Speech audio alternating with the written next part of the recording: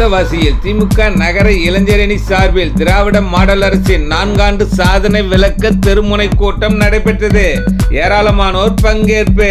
திருவண்ணாமலை மாவட்டம் வந்தவாசியில் திமுக நகர இளைஞரணி சார்பில் முத்தமிழறிஞர் டாக்டர் கலைஞர் அவர்களின் 102வது பிறந்தநாள் விழா மற்றும் திராவிட மாடல் அரசின் 4 ஆண்டு சாதனை விளக்க தெருமுனை கூட்டம் வந்தவாசி நகர செயலாளர் தயாளன் தலைமையில் நடைபெற்றது.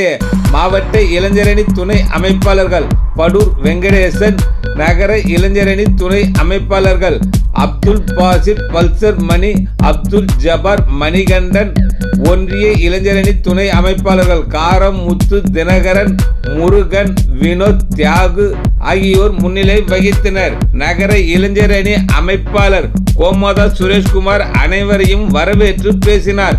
சிறப்பு அழைப்பாளர்களாக கலந்து கொண்ட சட்டமன்ற உறுப்பினர் எஸ். அம்பேத்குமார், தலைமை கழக பேச்சாளர் லயோலா ராஜசேகர், சிவசக்தி ஆகியோர் திராவிட மாடல் அரசின் 4 ஆண்டு சாதனைகளை விளக்கி எடுத்துரைத்தனர்.